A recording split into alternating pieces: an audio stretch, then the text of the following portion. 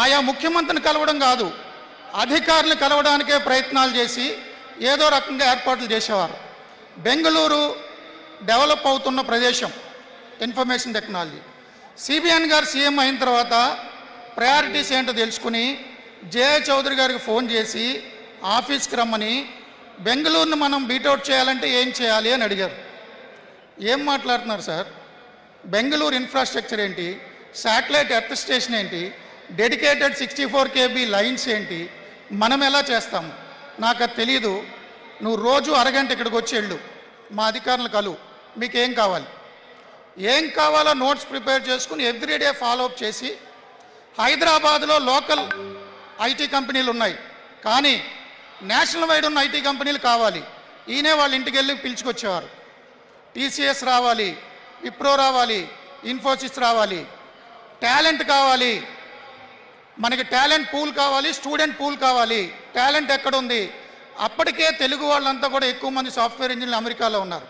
Janmabhoomi, giving back to the society, రండి, reverse brain drain, మీ సొంత రాష్ట్రానికి ఏదైనా చేయండి, కాన్సెప్ట్ డిజైన్ చేశారు. సో ఎకో సిస్టమ్ డెవలప్ చేయడానికి 3 అంశాలు హైదరాబాద్ ఐటీ డెస్టినేషన్ అవ్వడానికి కారణం. నెంబర్ 1, సైబర్ టవర్స్ నిర్మాణం. డెడికేటెడ్గా ఐటీ కోసం ఒక ఐకానిక్ బిల్డింగ్ ఉంది, దీన్ని మనం బ్రాండ్ బిల్డ్ చేయాలి హైదరాబాద్ని, బెంగళూరుని దాటేలాగా. నెంబర్ 2, అప్పటి ముఖ్యమంత్రి చంద్రబాబు నాయుడు గారి నేతృత్వంలో అధికారుల బృందం అమెరికా పర్యటించింది. అమెరికాలో ఉన్న ప్రముఖ సంస్థల్ని కనుక మనం పిలుచుకొస్తే, అంతర్జాతీయ సంస్థల్ని, దేశంలో ఉన్న అన్ని కంపెనీలు వస్తాయి, విదేశాల్లో ఉన్న అన్ని కంపెనీలు వస్తాయి. సో హైదరాబాద్ బ్రాండ్ బిల్డింగ్ గురించి ఆయన ప్రిపేర్ అయ్యి అమెరికాలో, న్యూయార్క్లో పార్కింగ్ కూడా ఉండని ప్రదేశాలకి నడిచెళ్ళి, నడుస్తూనే తోవలో రణదీప్ సుధాన్, జేఏ చౌదరి లాంటి అధికారులతో ఆయన ప్రజెంటేషన్ చేసుకుని, బిల్ గేట్స్ అపాయింట్మెంట్ తీసుకుని మైక్రోసాఫ్ట్ ఇక్కడికి రావడానికి ఒప్పించి చాలా పాటలు పడి తన ఫైల్స్ తను మోసుకొని మైక్రోసాఫ్ట్ హైదరాబాద్లో స్టార్ట్ చేయడం బ్రహ్మాండమైనటువంటి మైల్ స్టోన్ హైదరాబాద్ ఈ స్థాయికి ఎదగడానికి. మైక్రోసాఫ్ట్ వచ్చింది, మనం ఎందుకు రాకూడదని ఇతర కంపెనీలు వచ్చేలాగా. తర్వాత bill gates, bill Clinton America అధ్యక్షుడిని హైదరాబాద్ పిలిపించడం, ఇవన్నీ పిలిపించి అప్పుడున్నటువంటి ఇతర కంపెనీలను అట్రాక్ట్ చేసి, సార్ మేము ఎక్కడో బాంబే వెళ్తాం, బెంగళూరు వెళ్తాం, మేము హైదరాబాద్ వస్తే మాకేంటి, హైదరాబాద్లో ఏముంది, బాంబేలో దిగాలి మళ్ళీ హైదరాబాద్ రావాలి, డైరెక్ట్ ఫ్లైట్ లేదు కదా, డైరెక్ట్ ఫ్లైట్ వేద్దాం. సార్ ఆక్యుపెన్సీ లేకపోతే ఫ్లైట్ ఏజెన్సీలు ఒప్పుకోవు, సగం టికెట్లు నేను కొంటా, గవర్నమెంట్ తరపున ఆక్యుపెన్సీ సగం టికెట్లు నేనే కొంటా, రండి. సార్ హైదరాబాద్ వస్తే నైట్ లైఫ్ లేదు sir, pub culture, night life, full లైసెన్స్లు ఇవ్వడం, అన్నీ ఇవ్వడం. అదేవిధంగా సార్ గోల్ఫ్ క్లబ్ లేదండి, గోల్ఫ్ క్లబ్ ఏర్పాటు చేయండి. అన్నిటికంటే ముఖ్యం హైదరాబాద్ ఏంటి స్పెషాలిటీ, చంద్రబాబు నాయుడు గారు ఎంత కేర్ తీసుకున్నారంటే, హైదరాబాద్ వస్తే మల్టీనేషనల్ కంపెనీలు వాళ్ళు ఇక్కడ ఏం చేయాలి, ఇక్కడున్న కుజిన్ ఏంటి, హైదరాబాద్ బిర్యానీ, దాన్ని కూడా ప్రమోట్ చేయండి.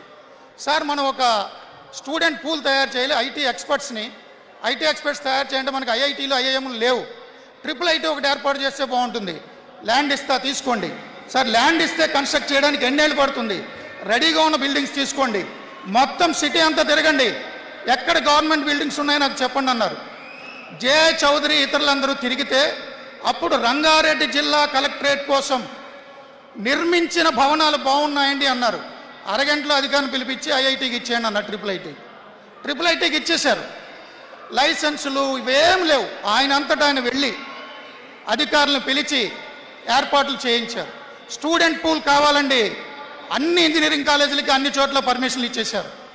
మైత్రీవనం మీకు తెలిసే ఉంటుంది, హుడా, అమీర్పేట్ గురించి ఏమనేవారంటే, అమెరికాలో సన్సెట్ అయితే అమీర్పేట్లో సన్ రైజ్ అవుతుంది, అమీర్పేట్లో Y2K ఇష్యూ వస్తుంది, లక్షల మంది అవసరం Y2K ప్రాబ్లం సాల్వ్ చేయడానికి. స్టూడెంట్స్ని తయారు చేయండి, ఇంజనీరింగ్ కాలేజీలు అనుమతులు ఇవ్వండి, ట్రైనింగ్ ఇన్స్టిట్యూట్లు పెట్టండి, పెద్ద పెద్ద కంపెనీలు తీసుకురండి. నాకు ఒక సంఘటన గుర్తు, నేను 95లోనే రిపోర్టింగ్లో ఉన్నప్పుడు ఆయన యునైటెడ్ ఫ్రంట్ చైర్మన్గా ఉండేవారు. ఆ ప్రభుత్వం మీద అవిశ్వాస తీర్మానం నడుస్తోంది. ఇక్కడ అసెంబ్లీ మొదటి రోజు సమావేశాలు, విపరీతమైన రాజకీయ సంక్షోభం. అమెరికా నుంచి మోటరోలా కంపెనీ ప్రతినిధులు వస్తున్నారట, 3 సిటీలు ఎవాల్యుయేషన్ చేసుకుంటున్నారు వాళ్ళు, బెంగళూరు, బాంబే, చెన్నై, లేదు మన హైదరాబాద్ పిలిపించండి అన్నారు. అధికారులు హైదరాబాద్ పిలిపిస్తా అంటే మేము రావన్నారు. ఇక్కడున్న మినిస్టర్స్ని ఎయిర్పోర్ట్కి పంపించారు. ఓ పక్క యునైటెడ్ ఫ్రంట్ చైర్మన్గా పార్లమెంట్లో అవిశ్వాస తీర్మానం ఫేస్ చేయాలి, మొదటి రోజు అసెంబ్లీ సెషన్ ఫేస్ చేయాలి.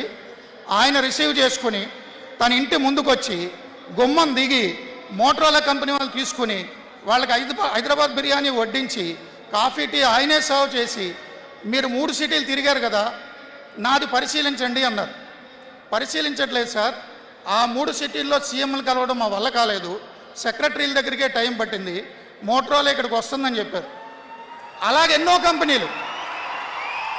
కంపెనీలు అంటే ఫోకస్, ఒక హెడ్ ఆఫ్ ది ఇన్స్టిట్యూట్, ఒక హెడ్ ఆఫ్ ది ఫ్యామిలీ ఎలా చేస్తే ఆ కుటుంబం బాగుంటుందో, ఆ ఇన్స్టిట్యూట్ బాగుంటుందో దానికోసం ఆయన కాలికి బలపం కట్టుకు తిరిగారు.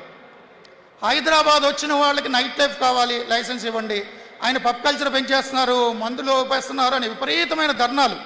కంప్యూటర్లు కూడి పెడతాయా అని అసెంబ్లీలో పెద్ద ఉద్యమాలు. నేను కలిసినప్పుడు చెప్పారు ఇంటర్వ్యూ కోసం, సార్ కంప్యూటర్లు కూడి పెడతాయా, మీరు రైతులు నిర్లక్ష్యం చేస్తున్నారు, గ్రామాలు నిర్లక్ష్యం చేస్తున్నారు, మీరు ఓడిపోయే పరిస్థితి. ఎందుకు సార్ కంప్యూటర్లు అంటే, కంప్యూటర్లు కూడి పెట్టడం కాదు, కంప్యూటర్లు కూడబెడతాయి, కోట్లు కూడబెడతాయి. మీరు ఎవరినైతేనే రైతులు నిర్లక్ష్యం చేస్తా అంటున్నారో, రైతు బిడ్డలు కోట్లు గడిస్తారు అమెరికా వెళ్ళి. నేను ఓడిపోయినా పర్లేదు, నాకు మెజారిటీ ముఖ్యం కాదు, ప్రయారిటీ ముఖ్యం. నా భవిష్యత్తు తరాలు, నా బిడ్డలు, తెలుగు జాతి బిడ్డలు విదేశాల్లో జెండా ఎగరేస్తారు, కోట్ల రూపాయలు సంపాదన చేస్తారు, ఆంధ్రప్రదేశ్ అభివృద్ధి చెందుతుంది. ఒక సాఫ్ట్వేర్ ఇంజనీర్ ఉన్నా అంటే 3 ఉప ఉంటారు. అంటే ఇప్పుడు 7 లక్షల మంది హైదరాబాద్లో ప్రత్యక్షంగా ఉద్యోగం ఉంటే 21 లక్షల మంది పరోక్షంగా లబ్ధి పొందుతారు. కార్ డ్రైవర్లు, లాండ్రీ వాళ్ళు, అపార్ట్మెంట్ వాచ్మెన్లు, ఏటీఎం సెంటర్లు, apartments, construction. So Chandrababu Naidu గారి విజన్ నాకు తెలుసు. ఆయన ఓడిపోయినా కానీ తెలుగు జాతిని గెలిపించాలనుకున్నాడు. ఆయన పాలసీలన్నీ నాకు తెలుసు. అమరావతి సిటీ గురించి కూడా అదే ప్లాన్ చేశారు. Okay, time అవుతున్నట్టుంది. నెక్స్ట్ మనం అమరావతి గురించి మాట్లాడుకుందాం. Thank you.